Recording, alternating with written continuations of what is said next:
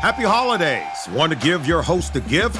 Consider subscribing, rating, and reviewing the show this holiday season. It really helps the show grow. From all of us at Believe, have a Merry Christmas, everyone, and a happy holiday.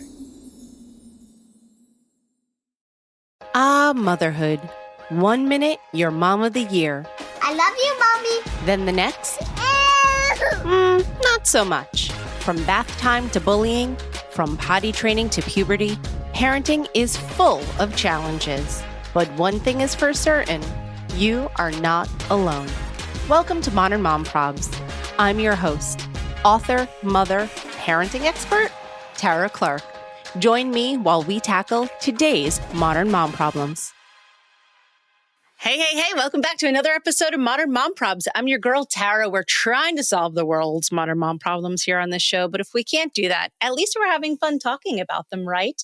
Thank you so much for being here today. Thank you for joining and listening in on our conversation. Today's modern mom problem we're talking about is toddlerhood.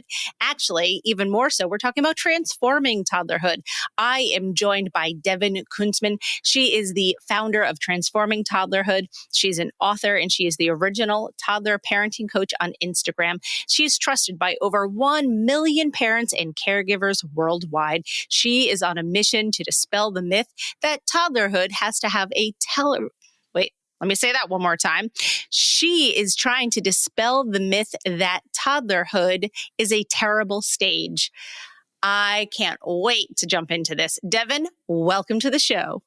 Thank you so much for having me. I'm excited. We're going to chat about all the things. We're going to chat about toddlers. We're going to chat about your new book. We're going to chat about how you got started doing all of this. So I guess we should probably start at the beginning. Tell us a little bit about yourself and how you got started doing all of this wonderful work.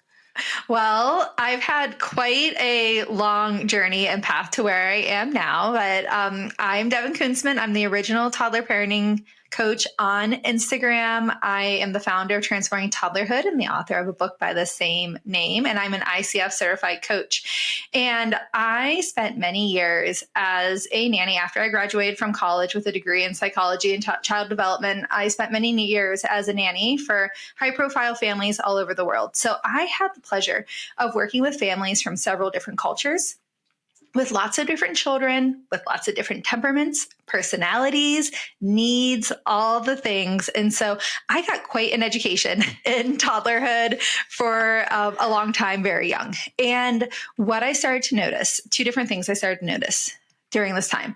First, there's a lot of communication challenges happening between toddlers and parents, where a parent would come home from work. It's been a long day. They just want to see their kid, and now their kid's melting down, super upset. And the parent's wondering, why did I even come home? Why is it always like this? This is so hard and then they're kind of like pushing away, which is making their child even more upset because their child is just offloading all of those feelings and emotions of the day and wanting to reconnect with their parents. So I saw a lot of misconnections here. At the same time, with my job, I really was a lot of times high stakes and high pressure job. And this idea that if the child was, quote unquote, being good and listening, then I was good at my job. And if they were bad, having bad behavior, then we're using air quotes here. Air quotes, if you can't see it. Yes, I have lots of air quotes here.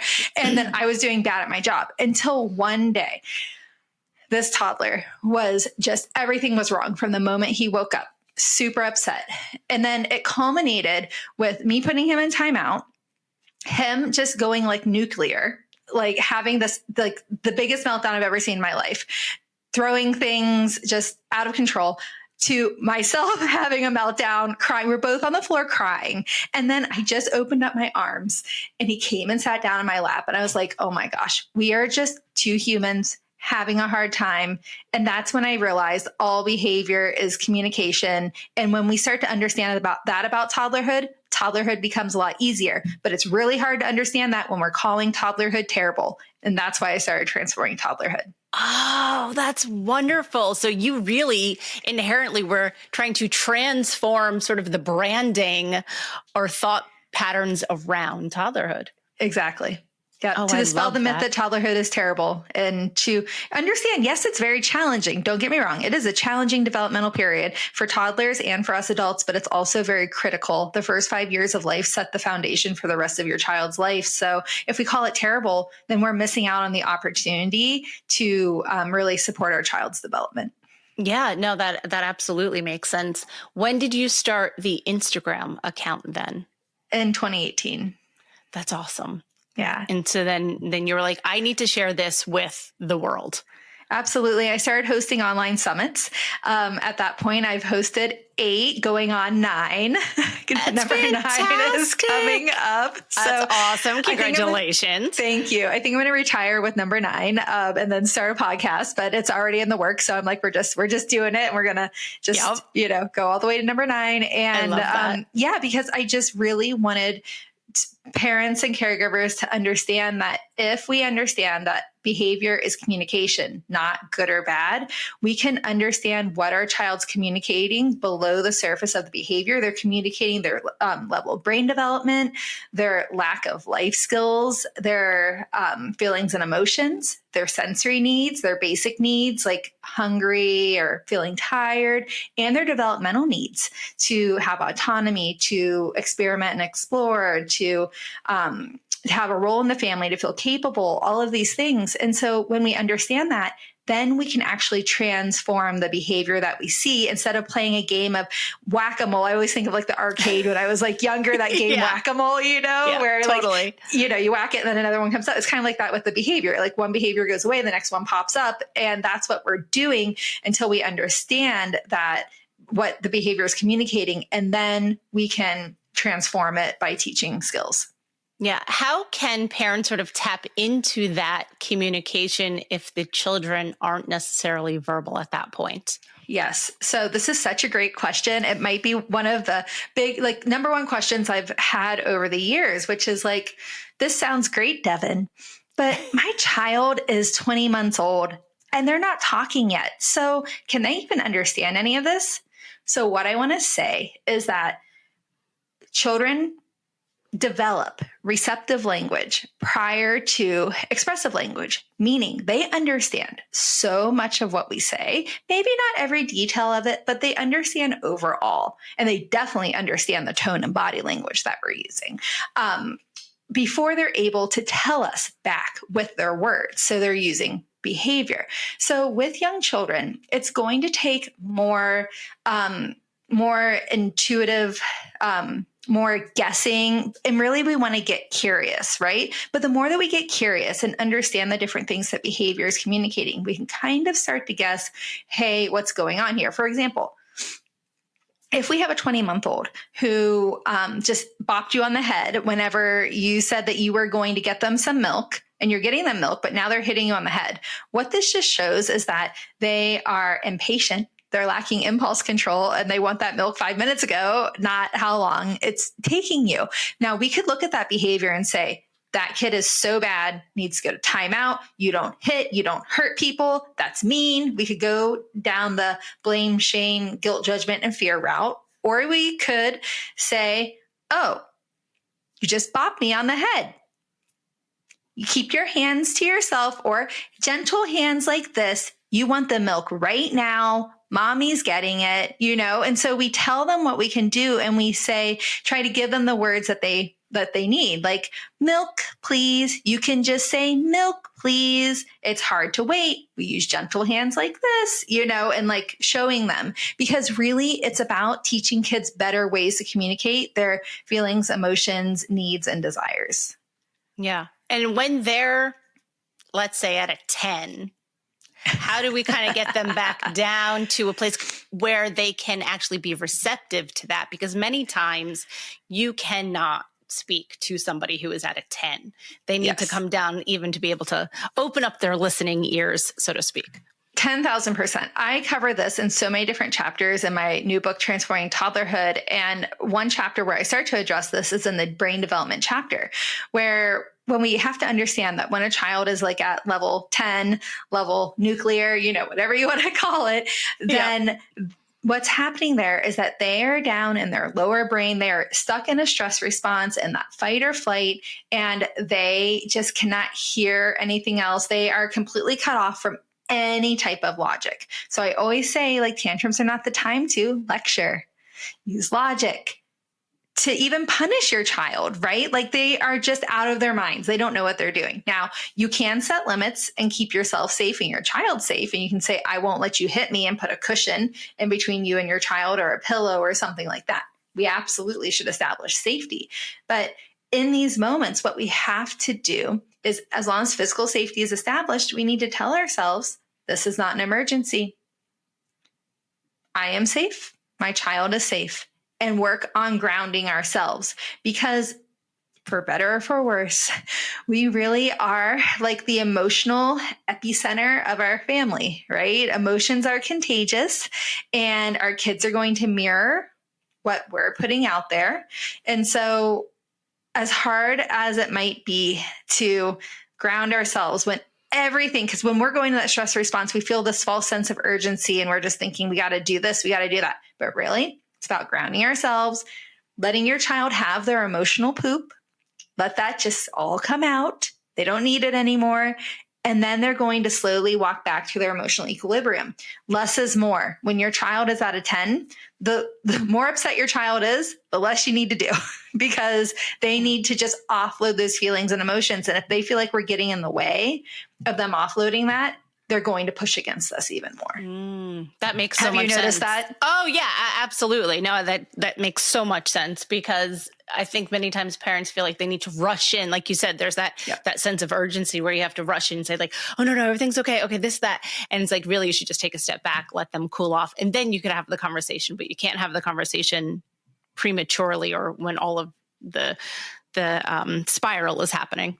Yeah, whether it's your spiral, their spiral, if there's any spiraling, we just got it.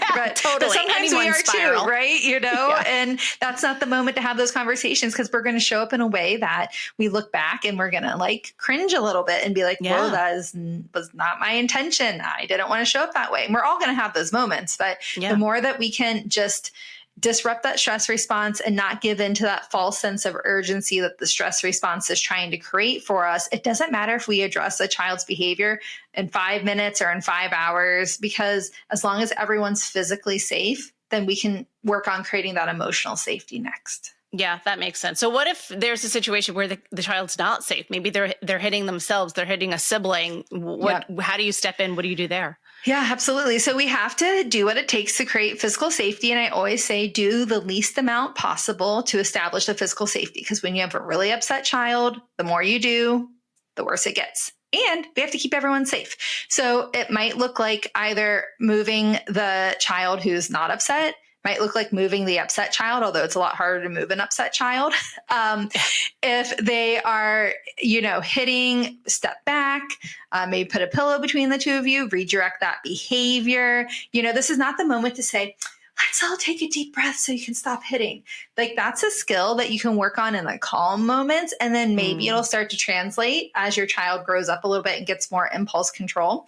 But in that moment, really, we need to give them like an acceptable way. Say they're hitting, like, okay, you can say something like, I won't let you hit me. Hitting hurts. You can hit the couch. Here's the couch. Or throwing toys. Oh, I won't let you throw these toys. You need to throw something. Here's these socks, like balled up socks. That's like a good, like, that's a good one. Really socks are a good one. Yes. Yeah. I like that.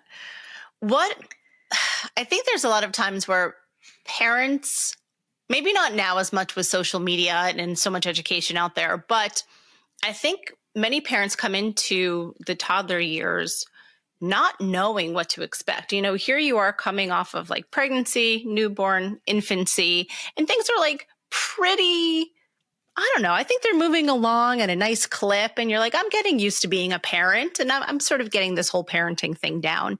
And then the toddler years hit. And for many parents, it's like, holy crap, where did that just come from? I know that was the case for us because it hit us literally like a truck. So what advice do you give to those parents that like don't quite know what to expect yet, that are like moving into it, and then all of a sudden they're like, oh God, I'm in trouble now? Yes. Well, so this is where I was talking to someone recently that has a pregnancy app, and they're like, well, I don't know if your book would be a good fit for the app. I was like, listen, toddlerhood starts around 9 months, anywhere between 9 and 15 months, but around 9 months, you're going to start seeing those inklings of your child try and become their own person and starting to, realize that they're not an extension of you. And so parents need this book as like a baby shower gift. So I really think that they do. I'm not just saying that. That was something that like I was not prepared for. And exactly like you, I actually had been a nanny at one point. I babysat a ton growing up. I had so much exposure to children. It is totally different when you are living, and I'm saying that they are your children, not even like living with like as a nanny. I'm saying like living with as your own children. It is a totally different experience. And each child is different, right? Everyone has their own temperament. And for us, like I said, it sort of hit me like a truck. Yeah, it's so common. It really happens to most people like this. And so this is where it's important to know that as soon as 9 months, you might start seeing these behaviors where your child might be refusing the diaper change, laying down. They don't want to lay down and have their diaper changed anymore. Or they're like crawling away from you whenever you try to change your diaper. Just little things like this where they're starting to realize, oh, wait, I am my own person. I'm not an extension, because in infancy, babies relate to us as like an extension of themselves. But what's interesting is we also relate to babies as an extension of us. Yeah. But then toddlerhood hits. And we're like, wait, what's going on here? Because we're still relating to them as an extension of us, not as their own individual. And this is what makes that transition so hard, because we're unwilling to see them as an individual. So we keep trying to control them like they're an extension of us instead of treating them like their own individual person. And I think that is where things start getting messy, because toddlers are going to challenge that illusion of control. And the more we try to cling to that control, the harder it's going to be, because we're not really coming to terms with the fact that they are their own unique individual. Yeah, I think control is really the key word there, because I know that that was the case for us, that the more I sort of like exerted, this sounds crazy, but I'll just say it in this, and trust me, it doesn't sound as bad as it comes across, but like the more I tried to exert my will on it, the worse it got. And I feel like that's like such a bad turn of phrase, so maybe that's not what I mean by that, but like the more I was trying to control the situation, the more pushback I got. Yeah, I always say like your agenda. The more you try to like execute your agenda. That's a good way to say it. Yes. To execute your agenda without leaving room for your toddler's feelings, emotions, needs, and opinion, which I'm not saying we have to do everything our kids say. That is far from it. In my book, I go over the recipe for healthy, effective discipline, which is creating connection, setting limits, and following through, and teaching skills. Limits are an important part. We're not just doing everything our kids want. At the same time, if we're completely ignoring their feelings, emotions, and needs, things are going to get much harder. And so when they're exerting, whenever they have their agenda and you have your agenda and everyone's trying to do their own agenda, then it's just a bunch of power struggles and you're knocking up against each other. And this is where, as the adult, I always say, this is a hard truth. It takes two people to be in a power struggle. And if you're waiting for your toddler to be like, oh, just kidding. Sorry, I didn't mean that, mommy. No, that's not going to happen. You'll be waiting a long time. We'll be waiting a long time. We have to be the bigger person to step back and say, okay, I'm not going to keep engaging in this power struggle. And I don't mean give in, but find another way forward in this place using the recipe for effective discipline. And this is why that establishing safety, establishing the physical safety, then the emotional safety is so important, because if we're in our stress response with that false sense of urgency, we're going to double down in the power struggle and trying to win, instead of saying, oh, hey, we're not getting anywhere. I've got to change the dynamic here. Yeah, no, it's such good advice, Devon. And I think that really carries on like all the way through parenthood too. It's not just when you have a 3-year-old, it's also when you have a 13-year-old. And so 10,000%. It definitely carries through. So I think if anyone takes away any of this information, which I hope they take away a lot of information from this conversation, that I hope that's one thing that they just take and put in their pocket and keep with them, is that you can't keep the power struggles going. You can't, you're not going to get anywhere. Nope. I mean, you're going to get a lot of frustration. Yeah, that's what you're going to get. You're going to get frustration. That's exactly what you're going to end up with. So you also mention resilience in the book. Mm-hmm. And there's a lot of talk about resilience on a lot of. All right, people, serious question time. Did you know that driving high is considered driving under the influence? That's right. Driving under the influence of marijuana is against the law in every state. That means even in states where marijuana is legal.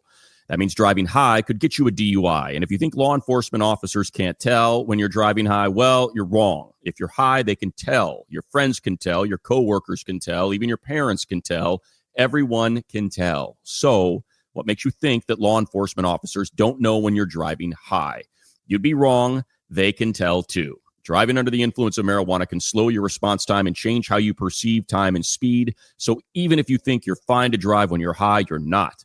Because the bottom line is, if you feel different, you drive different, and driving high is driving under the influence. So remember, drive high, get a DUI.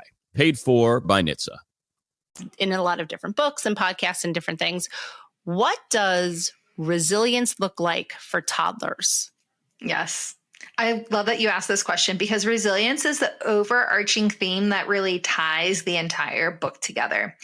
And what resilience looks like for toddlers is really us allowing them to be their own individual, to experience the full spectrum of emotions and not make them bad or wrong for experiencing the full spectrum of emotions, even the ones that we call negative, or the ones that we feel uncomfortable with. And when they have all of these emotions, if we can be there to hold space and support them without making them bad or wrong for having emotions that we don't like, then this is how we help our children create that inner confidence, self-esteem, and emotional resilience. Our kids have to be able to fall apart, to have that emotional poop, to be able to come back to their emotional equilibrium. Every time your child has a tantrum, every time you set a limit and they get frustrated and upset, and then they're able to come back to their emotional equilibrium with our support, then that is where we're planting the seeds of that emotional resilience. That's beautifully said. And again, that carries on all the way through their lives. This is the scaffolding that we're building now when they're 2, 3, 4, 5 years old. That's going to last them for the rest of their lives. Mm-hmm. Yeah, absolutely. That's why I focus on toddlerhood. Honestly, the things I talk about in my book, the things I'm talking about here, it can be applied to any age. And quite frankly, most people say, hey, Devon, what if I use this with my parenting partner, my spouse, my coworker? I'm like, yes, a lot of these are just communication skills, conflict resolution skills, problem solving skills, relationship skills, all the things. And, so you can use them with your kids of any age, the majority of them. But the reason I focus on the first 5 years is because it really is building the foundation. And when you look at all the research, it is much easier to lay the strong foundation than to create change later. Now, we can always create change. Like, if we couldn't change, we would be doomed completely as human beings, right? Yeah, and we know through the brain science that we have neuroplasticity. Our brains can grow and change throughout our whole lives. But what the research also says is the older you get, the more challenging it is. So the more practice you need, the more reps, the more consistency. Yep. So I really wanted to be here to support parents in building the best possible foundation for their toddlers. And that happens in the first 5 years. Yeah, no, it's so important. My son is turning 13 this week. Oh. And which is mind blowing to me, because I feel like he was 3 years old yesterday, but also a million years ago at the same time, if that makes sense. Time goes by so quickly, but also I look at him now and I still see the baby him or the toddler him. It's kind of wild. But when he was a toddler, he was a ticking time bomb. When we would go out to restaurants or really just about anywhere, but mostly out in public. But that was really, really challenging time for us as parents. And even like with my husband, even as a married couple, because there's so much stress in the household at that time. And what do you say to folks who are dealing obviously with the stress of that because their kids are having tantrums, but also like with your partner, because that's sort of the energy that's in the house at the time? Yeah, this is probably the second most, biggest topic that comes up and question that I get from parents in terms of the challenge that they're facing, because it's a real challenge. And I think this is the thing. When we're stuck in that stress response, again, it creates that false sense of urgency, and how that urgency shows up in the parenting relationship with your parenting partner is this like commitment to being right, or like this urgency of like, we have to do it this way for it to be okay. Mm-hmm. And what I want to say to everyone is that there is more than one path to get to the same outcome. And I dedicated an entire chapter of my book called Parenting Together, which goes through the steps of how to have a conversation with your parenting partner to bridge the gap, how to find a common foundation. Because if we are focused on getting on the same page, we hear this all the time. Oh, my partner and I are on the same page. We're not on the same page. Not on the same. Sometimes, we know from polls and research that we set unrealistic expectations for our toddlers all the time. We expect them to be able to do things that they're not developmentally capable of, like sharing, or preventing themselves from having a tantrum, things like this. And same goes with parenting partners, is that we oftentimes expect our parenting partner to be on the same page. But the reality is that we are separate individuals with different life experiences, upbringings, personalities, values, temperaments. So being on the same page shouldn't really be the goal, because if it is, you're likely going to feel a lot of frustration and resentment at your parenting partner. So the question needs to become, how can we get into the same book? How can we unite around common goals, common outcomes that we both value for our kids and for our family? How do we show up as a team when we don't disagree? And this all comes back to what I said a couple minutes ago, is that there is more than one way to get to the same outcome. Yes. Wow. I really like that idea about the same book, because that makes a lot of sense. Yeah. That was a really challenging time for us. And I don't miss that at all. I mean, maybe I miss like the snuggles when he was little, but I have to tell you, it was just nonstop tantrums. And I know that tantrums are a big pain point for parents of toddlers. Mm-hmm. So what is one common misconception that parents often have about tantrums? Yes. Oftentimes parents think that kids are having tantrums like on purpose or to be manipulative. And the thing is that yes, kids will have tantrums sometimes to try to create a different outcome. For example, you set a limit. They don't like the limit, so they have a tantrum, partially because they're trying to process their emotions and work through their emotions, but partially because maybe there's an opportunity for it to change. Maybe sometimes you backtrack after you set a limit. So there's like that inkling of hope. But again, this is not your child being manipulative. This is your child being strategic in getting their needs and desires met. Because you have to understand that for toddlers, they rely on us physically and emotionally to get their needs met. They can't just drive to the grocery store, buy food. They can't just cook their meals. Like, they literally rely on us for everything. And so they are going to be strategic about getting their needs met and their desires met. So that might also look like getting another cookie from the pantry, getting another toy from Target, because behavior is very need oriented, and kids are trying to do what it takes to get their feelings, emotions, needs, and desires heard. So I would say we need to have a reframe. Strategic, not manipulative. When you look at it strategic and you put a positive spin on it, you're going to be more likely to respond in a way that is supportive for your child. You'll say something like, what support does my child need in this moment? What skill does my child need to learn in this moment? Versus what punishment should my child get for this? Mm-hmm. Mm-hmm. When you're in public and you see a parent speaking to a child in a way that you necessarily would not handle a situation like that. What do you do? One time I was recently at, I think it was Trader Joe's, and like I heard a father say something to their child, and like it just broke my heart. And of course I didn't like say anything or step in, but I just thought like, I wish that he knew a gentler way to deal with a situation like that. Yeah, it's hard to see that. And the thing that I tell myself, and then I tell everyone that I speak with in my emails, to my community, on social media, is we're good parents doing our best in this moment.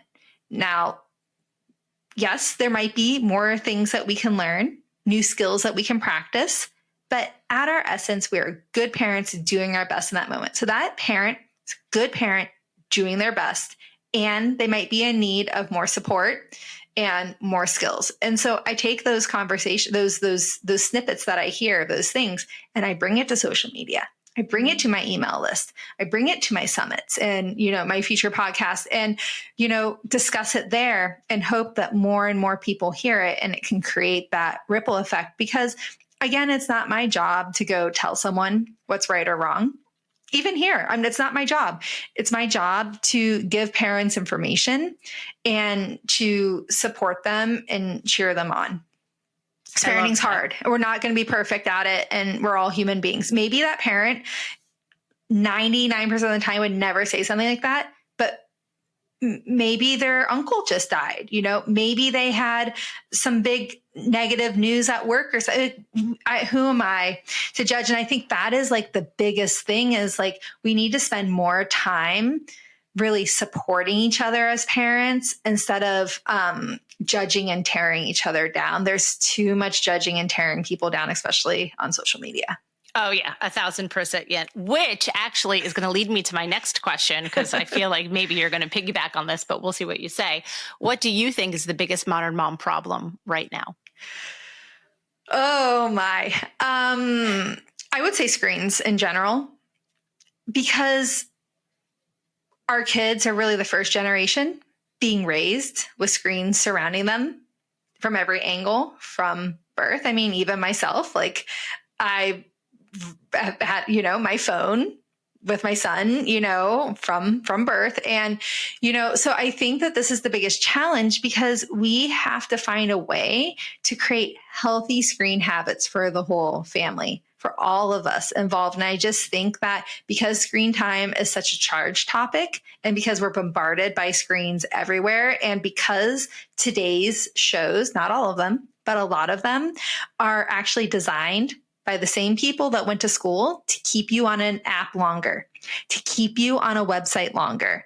And they're using those same principles in the TV shows to keep your kids more addicted to those shows, right? And so I just think that this is by far one of the biggest challenges that we're facing, because it causes a lot of divisiveness and power struggles and tantrums and all the things, which is probably also the longest chapter in my book, is the one about screens. Well, I was about to say, I was like, wait, now we're going to talk about screens and toddlers. Yeah. So now let's talk about screens and toddlers a little bit, yes. Devon. What do you say about that? Yes. So when it comes to screens and toddlers, it is super clear that excessive screen time has a negative impact on kids, period. Like, we know that from the research. It's very, very clear. The thing is what about moderate screen time? Every child is wired differently. You've got to know your unique individual child.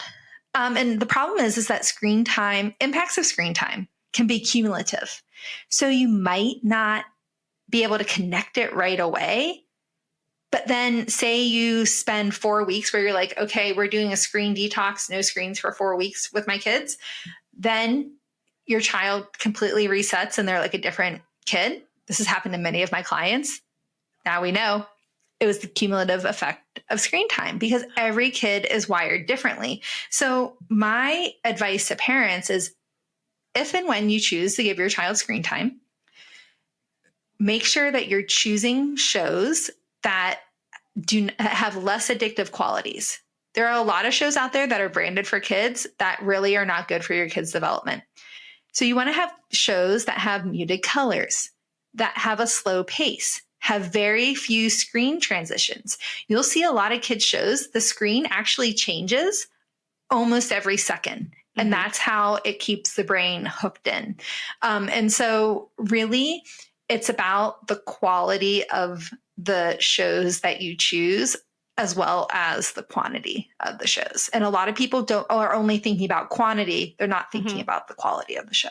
Yeah, that makes sense. I know, I mean, my son's big now, so it's not quite as much of a concern, but I know a lot of parents of younger children who are showing them older shows that either maybe things that they grew up with themselves or things that came out maybe like 20 years ago.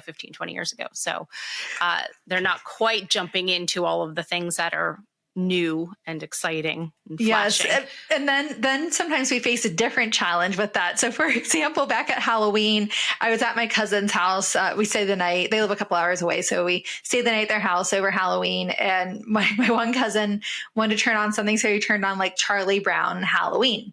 Very muted colors. Yep. Very slow pace. Yep. Very few screen transitions. Everyone's talking in like an even tone voice. No one's yelling or, anything.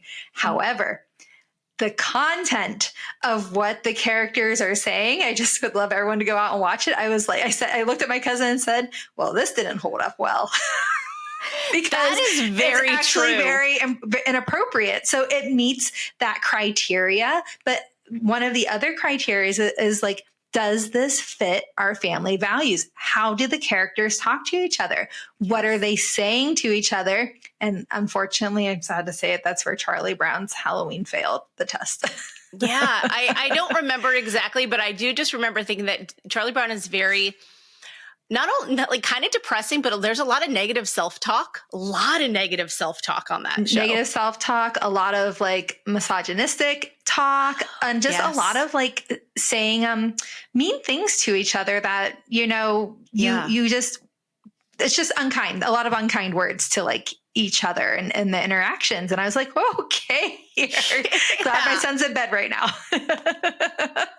Yeah, I haven't actually seen that in years, so I would have to go back and watch it. But it's surprising. I'm so with you. That happened a lot with a lot of different movies and shows, like from the 80s. We had put something on, I don't remember what it was now, and I was like, oh my gosh, no, I shut this off. Right. It was like, we remember it differently from when we were kids to where we are now as parents. Exactly. But you know what? If you want to show a classic, Mr. Rogers is great. Oh, yes. It's a safe bet. Just always go with Mr. Rogers. That is a safe bet. Yes. Huge fan of Mr. Rogers. Actually, when my son was growing up, Daniel Tiger was a huge win in our house. That was a very popular show here. We watched a lot of Daniel Tiger. My son loves the Tony. There's like the 5-minute Daniel Tiger stories, and then like the story on his Yoto player, and then on his Tony box, there's like Daniel's like neighborhood, and it's like a 45-minute like throughout a whole day, and he just loves it. And now he eats oatmeal and blueberries because of it. This kid like would not eat anything in his oatmeal forever. And then he heard this Daniel Tiger, and now they talk about oatmeal with blueberries, and now he eats it all the time. I was like, thanks for influencing my child. But that's the thing. Kids are influenced by what they hear and what they see, which is why we ideally need to preview maybe not every episode of a show, but even shows like Peppa Pig. There are some episodes that I'm like, this is totally fine, meets the criteria. And there's some episodes where they say some things to each other that I'm like, that feels very unkind. So, it's challenging. Parents have a lot. See, it's just so loaded. Parents have a lot to navigate when it comes to screens. It's like a part-time job over there. No, it's true. And then that's where we're talking about toddlers. Wait till they get older, and then who knows? Oh, yes. So oh my that's gosh. a separate modern mom problem altogether. Devon, where can we buy your book? Where can we follow you online? Where can we join your summit? Tell us all the things. Yes. So my book is actually the first comprehensive science-based guide for toddlerhood. So it's kind of like the what to expect for ages 1 to 5. It's 45 short chapters where you just flip to the chapter that you need to answer your questions when you need it. So your child's crying, having separation anxiety, having challenges with your parenting partner. I have a chapter for each one of those things. So you don't have to read a whole book to get the information that you need. And it's available at Amazon, Barnes & Noble, or you can go to transformingtoddlerhood.com/book and see all the different retailers there as well. And come follow me on social media at Transforming Toddlerhood. And I'd love to continue the conversation with you there. It's awesome. Love it, love it, love it. Devon, thank you so much for being here today. Thank you so much for having me. It was so much fun. Thanks for listening to today's episode of Modern Mom Probs. I hope you enjoyed our deep dive in today's problem with me, your host, Tara Clark. Join me next time when I'll be interviewing another great guest and tackling another modern mom problem. If you enjoyed today's episode, please leave us a review and a rating. As always, you could head over to Modern Mom Probs on Instagram and give me a follow, or check out my book, Modern Mom Probs, A Survival Guide for 21st Century Mothers, available online wherever books are sold. Well, that's it for today. See you next time, folks.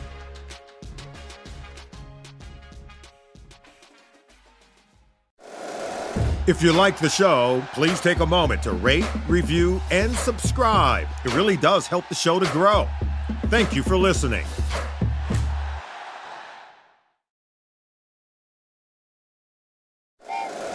Happy holidays! Want to give your host a gift? Consider subscribing, rating, and reviewing the show this holiday season. It really helps the show grow. From all of us at Believe, have a Merry Christmas, everyone, and a happy holiday.